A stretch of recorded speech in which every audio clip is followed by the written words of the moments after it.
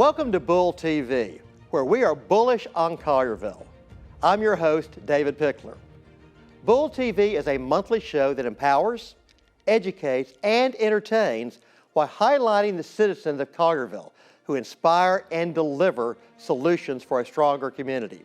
Bull TV is presented by Pickler Companies and is proudly produced by the students of Collierville High School. We invite you to watch our show at www.bulltv.show, thebullnetwork.com, and CHS-TV 19. New episodes air on the second Sunday of every month at 3 p.m. Central Time. On today's show, we sit down with James Lewellin, Town Administrator of Collierville. Serving in this role for almost 3 decades, James has overseen an abundance of projects that have grown the town into the wonderful place we all cherish dearly. Stay tuned for this inside look at the essential role James plays, the legacy he leaves behind as he prepares for retirement, and the memories he has made along the way.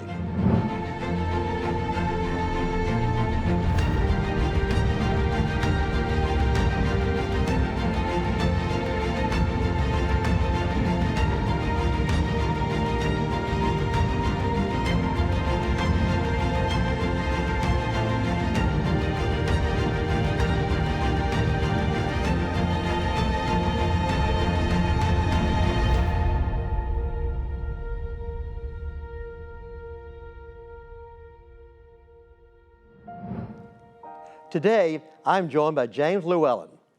James has served as Collierville's town administrator since 1995, marking this month as his 26th year in his role. Graduating from Mississippi State University with a degree in education, James went on to coach football and teach school for 2 years in Tupelo, Mississippi.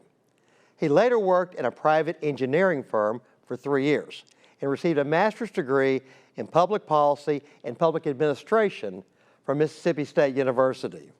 He served 2 years in South Haven, Mississippi as Director of Planning and Economic Development, and then worked in Germantown for 6 years, 4 years as Planning Director, and 2 years as Assistant City Administrator.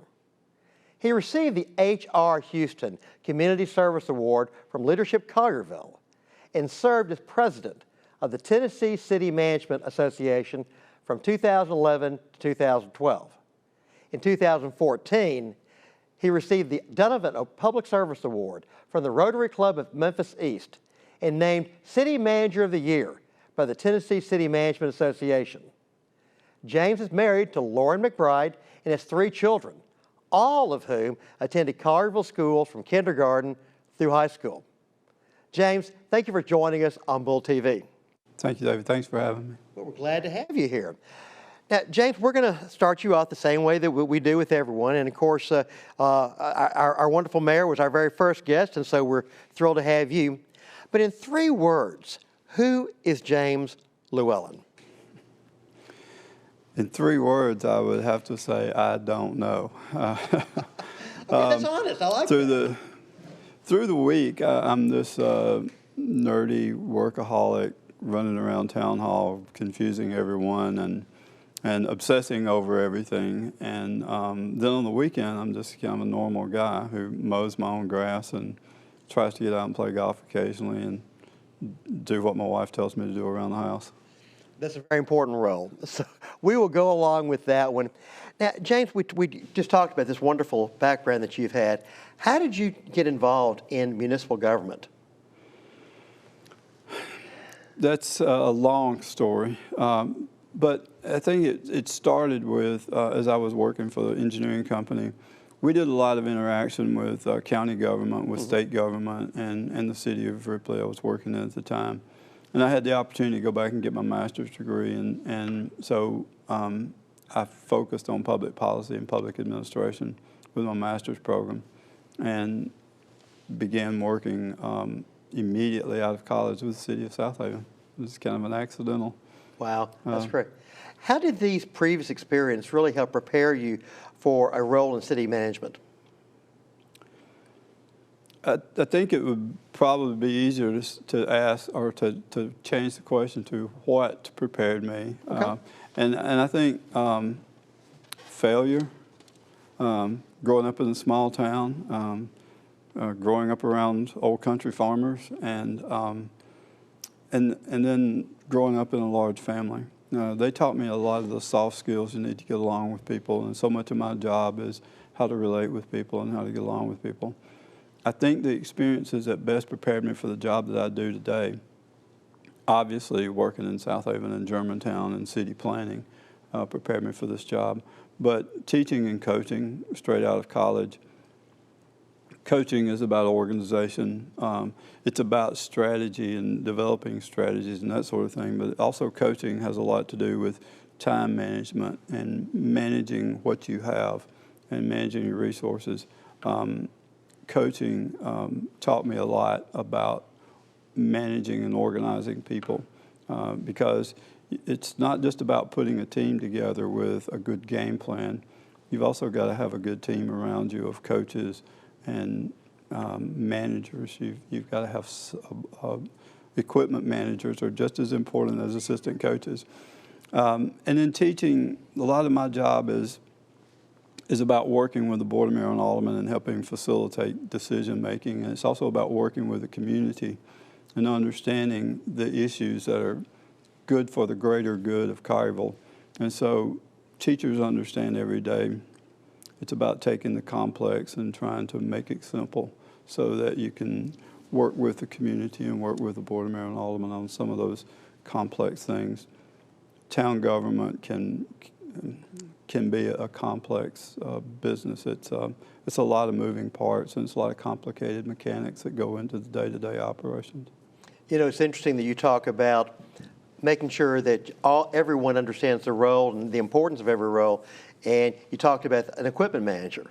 And I'm sure you remember the pretty famous example about 30 years ago, there was a Super Bowl where the star running back, Thurman Thomas of the Buffalo Bills, was not able to go into the game at the beginning because he couldn't find his helmet. That's true. So managing the details can be very important, can't it? You do, and that's part of what I do is obsess over all the details. Absolutely. You know, you went through an awful lot in talking about some of the the people who are involved and some of the attention to detail. Most people don't really understand a lot of the details that go into city management and that profession. Tell our viewers a little bit about your job and about what a day in the life it looks like for a town administrator. Well, the first response is there's never 2 days alike, but it starts out early in the morning when everything's quiet. You have to have time to try to plan out your day and plan out your week and make sure you've got a list of all the things that need to be done. Then 8 o'clock happens and then you get trapped in a pinball machine. And you just kind of bounce around all day and take care of the things that pop up. Then when things quieten down at the end of the day, you go back to planning and organizing and preparing for the next day and whatever that day is going to be like. But it feels a little bit chaotic, but you do find time during the day to actually work on the stuff you should be doing. I think a lot of us in business understand that. What was it that Mike Tyson said? Everyone has a plan until you get punched in the nose. Exactly. And some days it feels that way, doesn't it? It does. Well, you know, when I think about your role and your job, it seems to me, and certainly correct me if I'm wrong, is that your primary responsibility really is to balance the needs of Collierville's residents and needs and wants with budgetary reality. And when you think about how you have to try to balance these things, what do you enjoy most about that process of working through people as they come to you with these needs, these wants, desires? That's probably something you could relate very well to. It's usually about, when you talk about trying to balance budgetary realities, it's more than likely the problem in front of you is about trying to be able to do something you probably don't think you're able to do. Mm-hmm. And so what I find interesting about it and what I like about the process and the challenge is the challenge of being able to find a way to do something you probably can't do otherwise. And so what I enjoy about it and the rewarding part of it is to start with something that that's a challenge that you most likely aren't in a position to be able to do, and try to figure out a way to make it happen, to try to figure out a way to pay for it, because almost everything I deal with has got a price tag associated with it. But to figure out how to make it work. And when you can make it work, those are the few good moments that you get. I can imagine that'd be very rewarding. It is. You talked about the fiscal challenge. What were some of the other major challenges that you face on a daily basis in running a town like Collierville? There are 550 employees with the town. It's a $100 million annual operation, and there's just so many different moving parts, and there's so many people. And first and foremost, it's managing and organizing the people, and so part of the process is, and part of the rewarding part of it is working with the people that you work with on a day-to-day basis and managing their priorities and helping them to accomplish what they're supposed to accomplish on a day-to-day basis, and working with that team around you to make sure that they have what they need.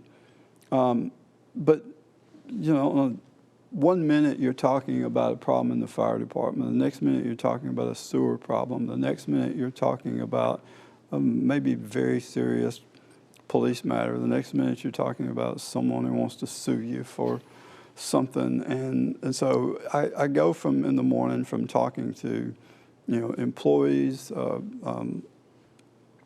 landscape crews, police officers, firemen, lawyers, and so it's a lot of different problems with everything from very simplistic to very complicated, and from simple problems to potential legal issues that could cost the city millions. You know, so it's you never really know what a day in the life really is going to be. So you haven't had your first boring day yet, right?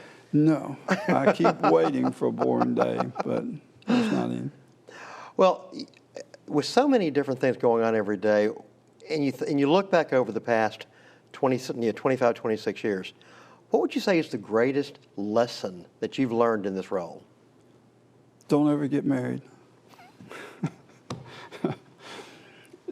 So a lot of what I do, the role is about facilitating decisions. It's about, my job is to analyze problems and to help the Board of Marin Aldermen find solutions. And so one of the most important lessons and what I preach daily to the other department heads is don't get married to an outcome. We start sometimes with what we want the solution to be. And if you want that solution to be there, you try to find a way to make that be the solution you want. We're advisors, and our job is to provide the data, the information the Board of Marin Aldermen needs to make decisions. And we have to let the answer be what the answer has to be. I try not to have an opinion about the outcomes because I've got to be analytical. It's got to be a validated empirical answer and not what we want the answer to be. Department heads, they can fall into that trap, and I can easily fall into that trap. You want this outcome so bad that you want the data to support the outcome. Board of Marin Aldermen, all elected officials do. They want an outcome really bad, and sometimes... Come on, James, just make it happen. It's just not, yeah. Sometimes you just shouldn't do it. Sometimes it's just not the solution. Sometimes it's just not best for the community, or it's not what the greater good of the community needs.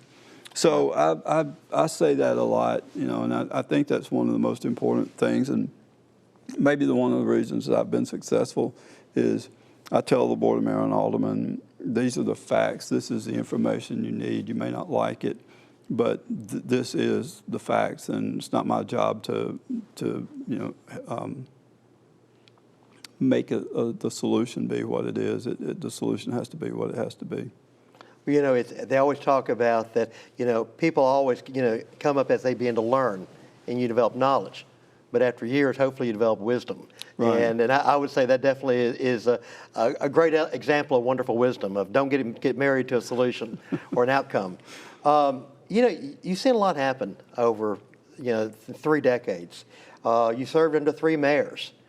You've seen Collierville's population skyrocket. What's it been like being in the role that you've been in to experience and watch Collierville grow into really one of the premier communities in the entire state of Tennessee, if not in the entire southeastern part of the United States? I don't know how many different adjectives to use, but it's just been amazing. And when I hear someone say something like you just said about being a premier community, that's where it all comes back, and that's where my reward comes from, and that's what the payback is.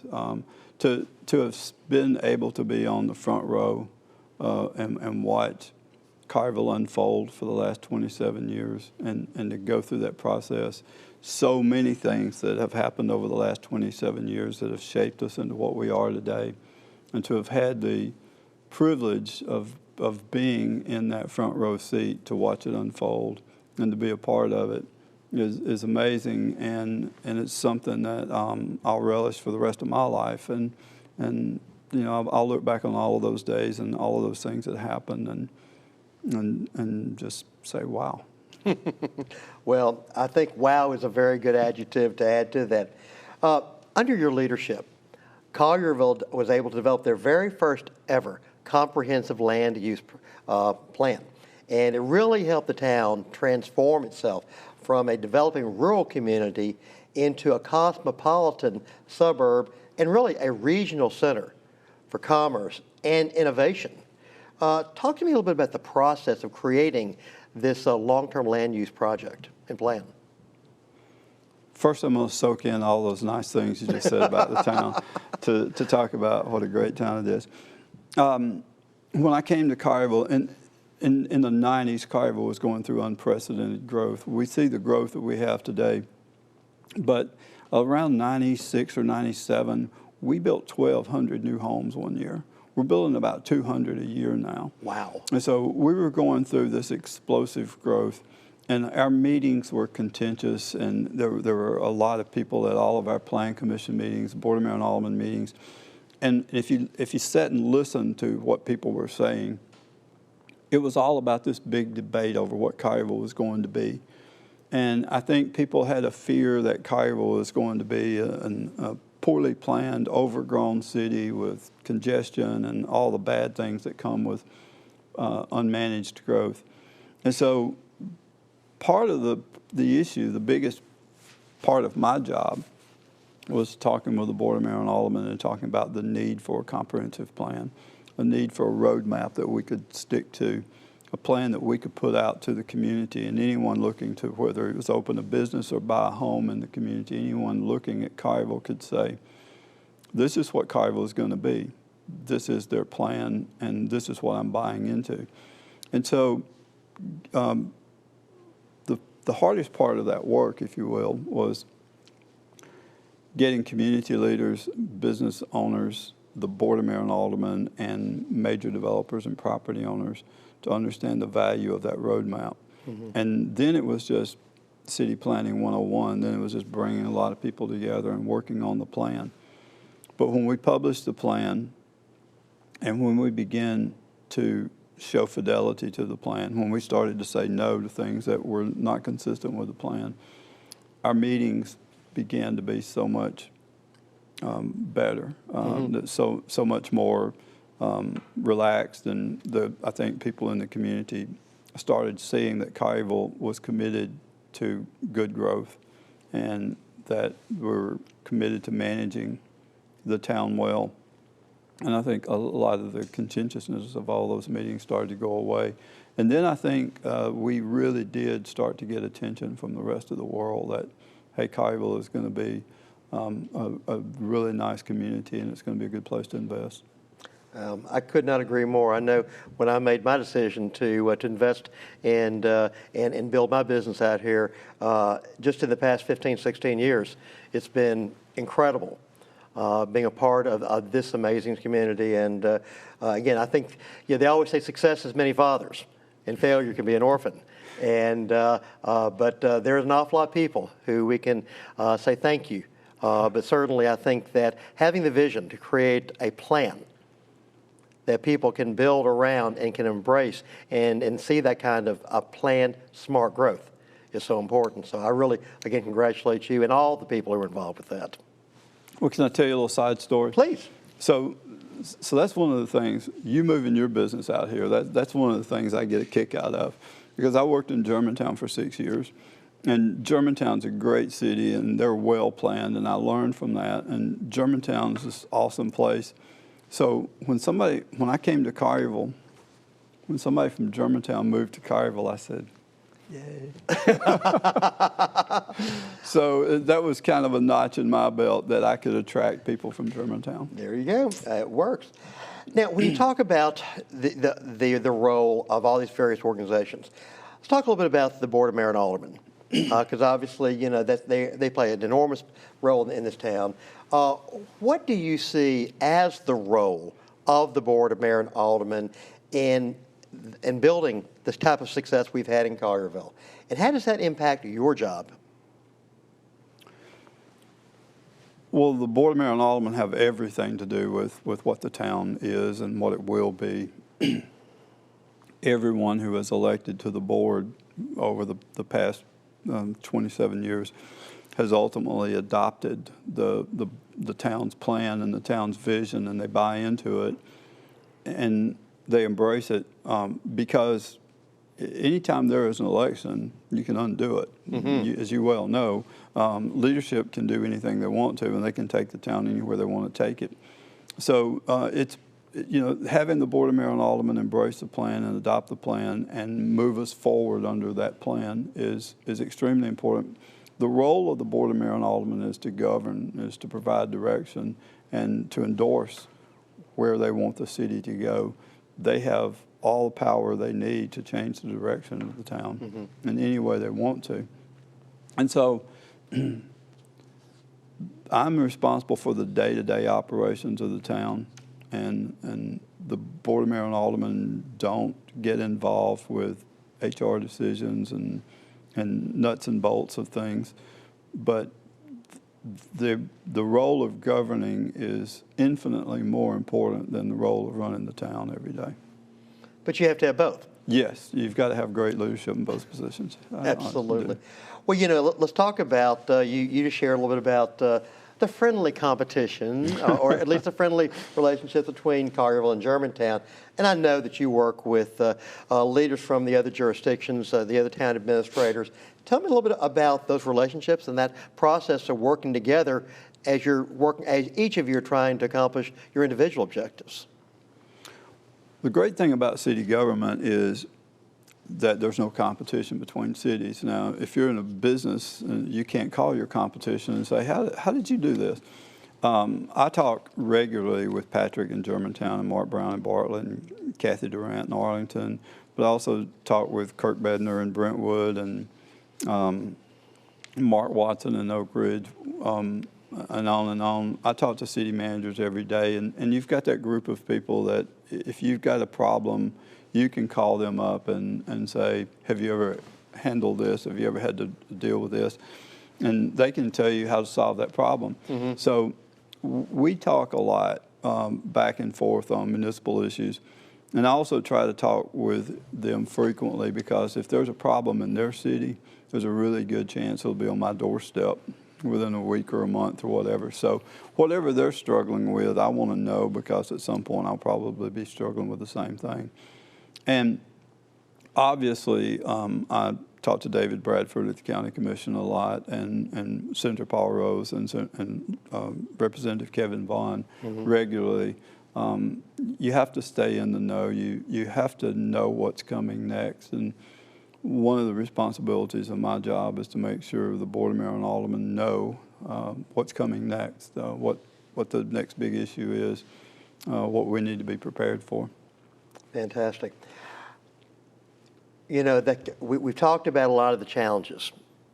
Tell me a little bit about how your role as town administrator was affected by the pandemic, and what were some of the important lessons that you learned as we all worked together through that experience, I guess we can say. Well, let me just say, it was hard. It was a challenge that none of the city managers that I mentioned before, and Eric Stuckey and Franklin and those guys, we all talked regularly, and we were looking for solutions, and no one had solutions. Right. No one had answers. We didn't know how to manage this. Managing a crisis is getting your arms around and understanding the problem and understanding all the implications that are about to follow. And so every day, I spent every day on the phone constantly with people. What about this? What about that? You know, going back and forth with everyone, looking for how to manage this crisis. And so what I learned was the importance of planning, the importance of being prepared, and the importance of having a great team of people around you. Because in any crisis, that's when people have to go to work, and that's when the people around you have to go do their job, and everyone has to perform well. And I think that's probably the biggest lesson learned. But how it affected us was, I mean, it changed all of us. I think every city manager in the state say it changed them, it changed their city. We had to make decisions in the early days of the pandemic about closing businesses. And my phone rang constantly from a business asking, could they be considered essential? And can I stay open? Can I stay closed? Those were some gut-wrenching days because, you know, ultimately, we didn't have the best criteria, in my opinion. We didn't have the best criteria for establishing what's essential and what's non-essential. Right. And no one really gave you, we didn't have from the state or the federal government, we didn't have a specific checklist, you know, and so it was, well, I do this, I provide this, and the community needs this essential resource. So businesses were just, at the time, I think they felt like they were fighting for their lives, and I think they probably were. And so it was a tough few days working with businesses and telling businesses they had to shut down. Businesses wanted answers, they wanted solutions, and in those early days we didn't have it. And so it was some of the most challenging days of my career. Most definitely one of the biggest problems I've ever dealt with. And in many ways, I don't know what Mayor Joyner said in his interview, but in many ways, Mayor Joyner and I both had our hands tied behind us. I mean, we were given these instructions, we were given these parameters to operate from, and we were trying to understand those parameters and understand how to implement them, and trying to be consistent with what everybody else was doing. So a few tough days there, a few nights neither one of us slept very much, I'm sure. Yeah, I know the mayor talked an awful lot about the at least weekly calls that everyone was involved in, and the frustrations about trying to get information, and the changing dynamics seemingly all the time. Well, let's change the direction to something that I know you are incredibly proud of, and that is the instrumental role, in my opinion, that you played in developing a school system for Collierville. Talk to me a little bit, and I know you're a very modest man, but talk to me a little bit about your efforts on this front and the challenges that you faced to fulfill this great vision. Well, I don't know how far back to go, but you were there, and we've talked about a school system in Collierville since the early 90s. When I was in Germantown, numerous meetings and efforts and attempt to create a school system. When I came to Collierville, it was widely acknowledged that the school system was the most important aspect of Collierville government, and it was the cornerstone of our success and our growth. And so, again, going back to what I said, forget what I said earlier about not getting married to outcomes, because I was married to that outcome. There were many of us were. So we wanted it so bad, and like you did, and we made trips to Nashville.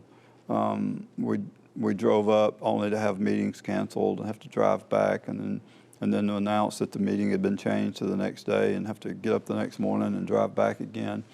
So we burned the road up between here and Nashville, and we had to study so many variations of how to get the school system established, and all the dynamics that went into how to line up the votes to get the General Assembly and the Senate and the governor to support it and get the votes to happen. And I will not take any credit for any of that. I'm saying that I was one of those people who were lucky enough to be on the front row and to watch that process. And I will forever be thankful for and a big fan of Mark Norris, because I got to see him work a lot of very long days, and I got to see him with his passion for getting the votes and for getting the legislation passed. And then there was one of those moments, and in my life I'll never forget. As I talked about, we talk with each other all the time. So I called Patrick Lawton and Mark Brown, and we were talking, and we said, you know, guys, we're going to have to set up a school system. And so we had this conversation about, well, how do you do that? So we went to Nashville. The three of us went to Nashville and met with the Department of Education. We went into a room, and there were a lot of staff members there and a lot of lawyers. And first I thought it was kind of strange that the three of us gathered a crowd. We went to a conference room, and there were a lot of people in the conference room. And so in the introduction, we said, well, you know,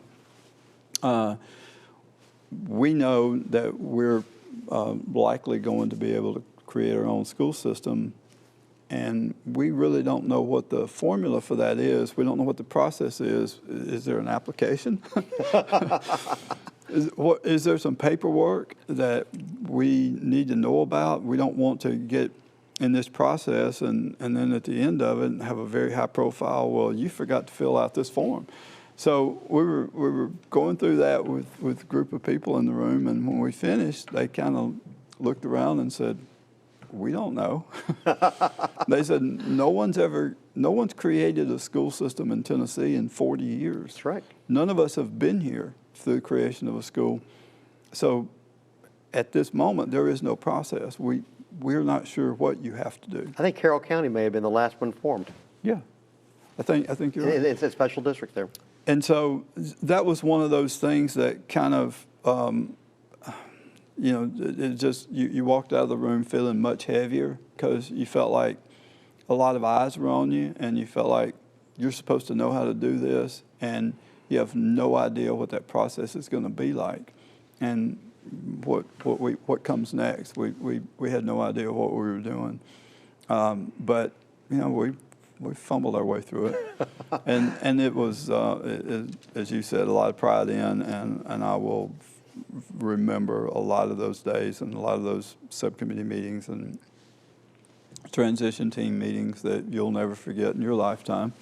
No. And so but it may be the second most source of pride that I'll have with my tenure with the town of Collierville.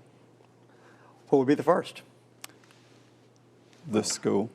Without question. Yeah. I mean, what a monument to the future and an opportunity for the children of this community to be able to really achieve almost any dream that they have and fulfill the potential.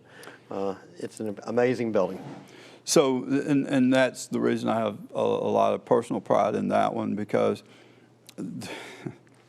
John Atkin comes around and says, we need to build a new high school. And so, you know, we looked at the problem, and we looked at building a new high school. And at the time, the town of Collierville had maybe $17 or $18 million in general fund debt outstanding.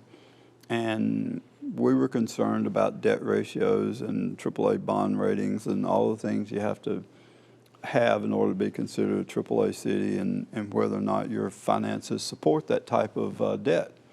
And I'm working off of a ceiling of what I thought at the time was probably $30 million Goodness. that the bond rating agencies would be comfortable with.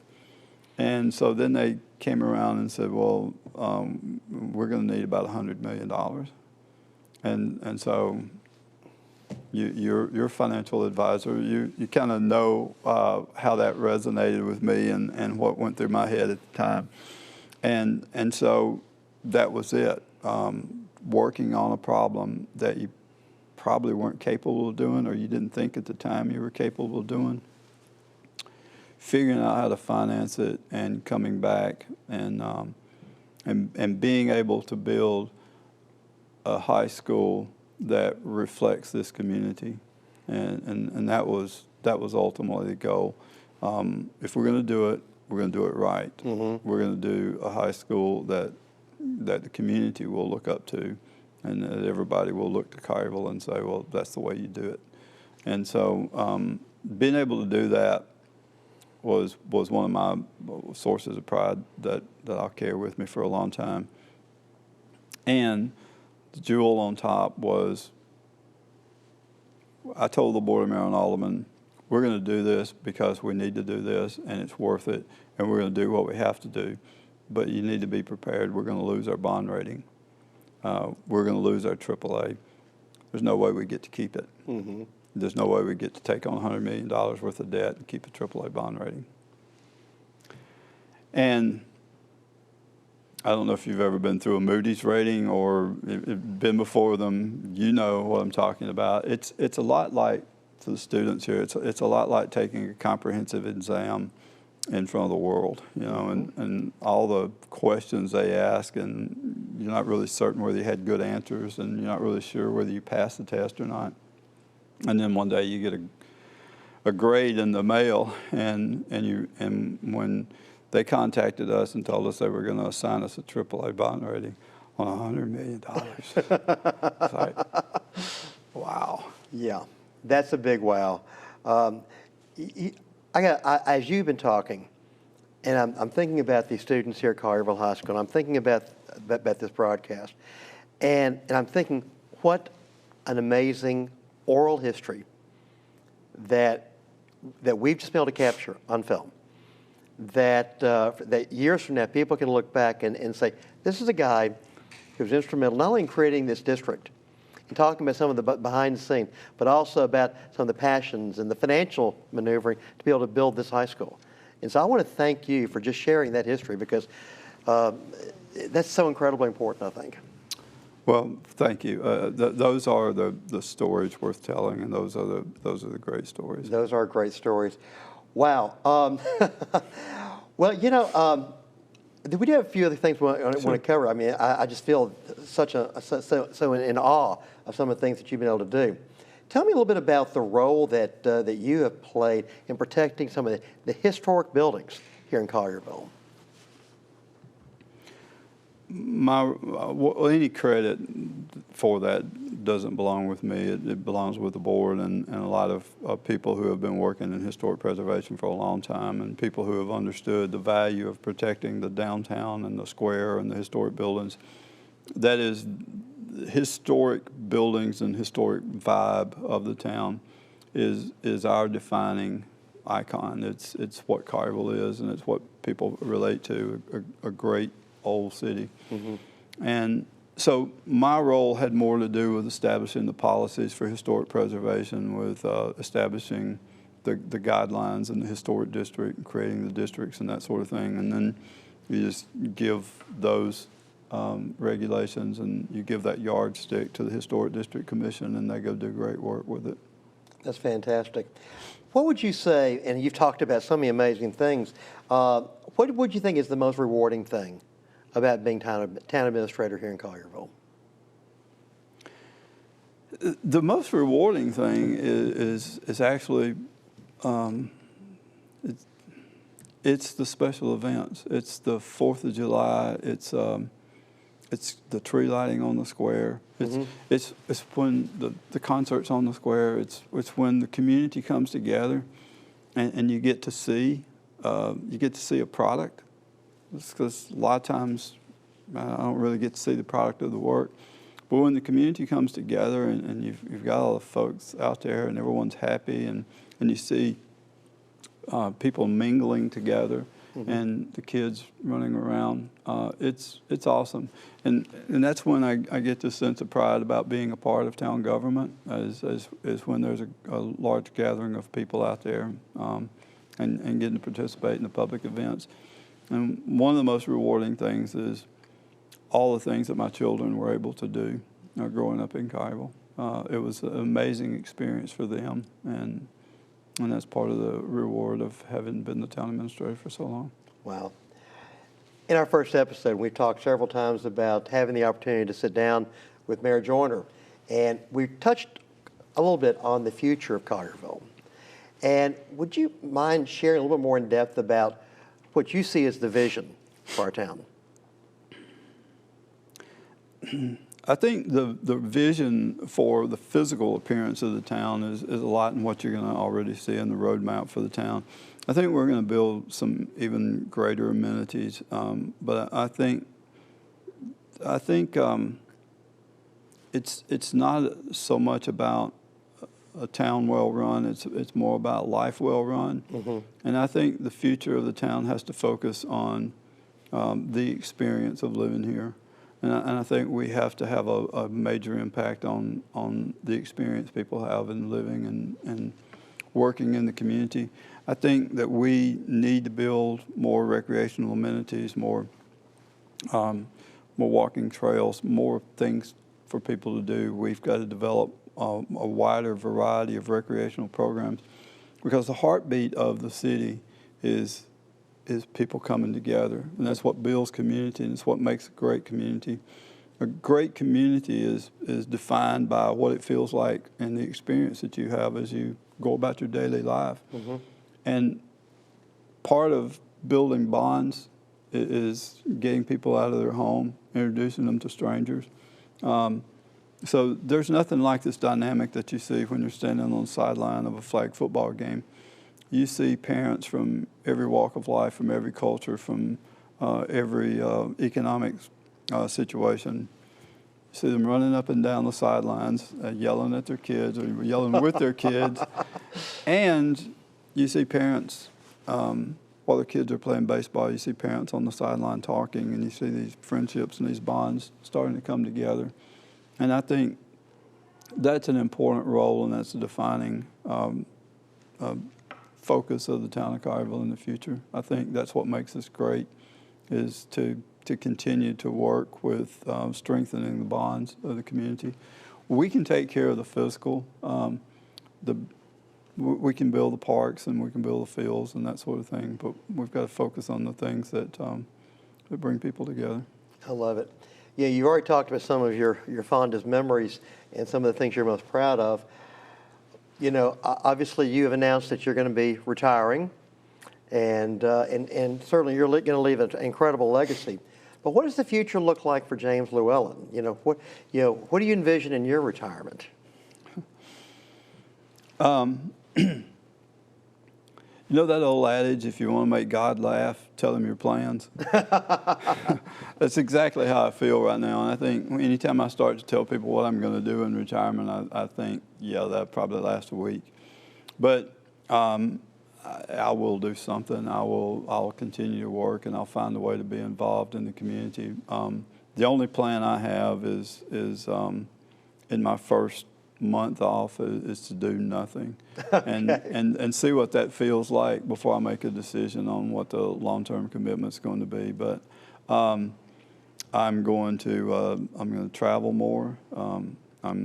I've got motorcycles, and I like to travel on the back of a motorcycle. So I think those first few days after I retire, I'm going to get on a bike and I'm going to go out west, and I'm probably going to be gone for about 6 weeks. All right, fantastic. I love it.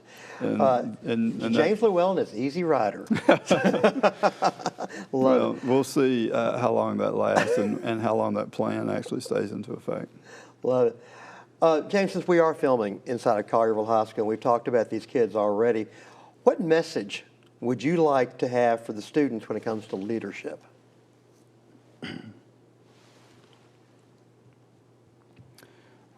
Be a good person first. Be a good moral and ethical person. And the world has plenty of self-serving leaders. We don't need any more of those. Have integrity. Be a good person. And then read everything you can about leadership to prepare yourself for what fate throws at you. And then whatever your leadership position ends up being, whether it's running a major corporation or organization, or whether it's serving on a community group or a committee at church, work hard at it and then have the courage to do the right thing. Great. Wow. Last question. When you reflect on your career, what would you hope to be your legacy?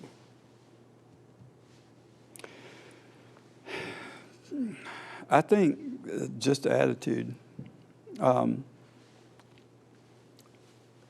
They pick at me at work for being obsessive compulsive over the details, but my attitude is that everything matters. If you want to be a great community, everything matters, and people aren't going to describe you as one of the premier communities in the state of Tennessee if the windows at the front of town hall are dirty. So we don't have dirty windows, and the bathrooms in the park are going to be clean. We're going to obsess over the details, and I have, but I think my philosophy is that everything matters, and do it right or don't do it. This is Collierville. We do things right. We want things to be as the better version of us as we possibly can. And so I hope maybe my attitude will stick around for a little while. Well, I'm going to make this as a personal comment. Having known you back in your days when you were in Germantown, and observing you from afar from my role with the school board for many years, and now for the past 15 years as a business owner out here, I can say undeniably that you take care of the details and you do it right. And so, James, thank you very, very much. Thank you for joining us on Bull TV and sharing your story with our viewers. Colliervillians, I believe, are blessed to have had you as their town administrator for, I should say, 27 years. We're going on 27 years. And the work that you have done has made a direct impact on our town and on all of our lives. Your passion for this special place and your dedication for moving Collierville forward is evident in the way that you do things. You walk the walk as well as talk the talk. And these are things that truly we all can be inspired by. Thank you, David. You're way too kind. And in case anyone has any doubts, I owe all of my success to having great people around me. I've had a great team, and I've had great people to pick up the pieces. And so thank you for what you say. I really do appreciate that. But it's no one ever accomplishes anything alone. No, we don't. Thanks for joining us. Thank you.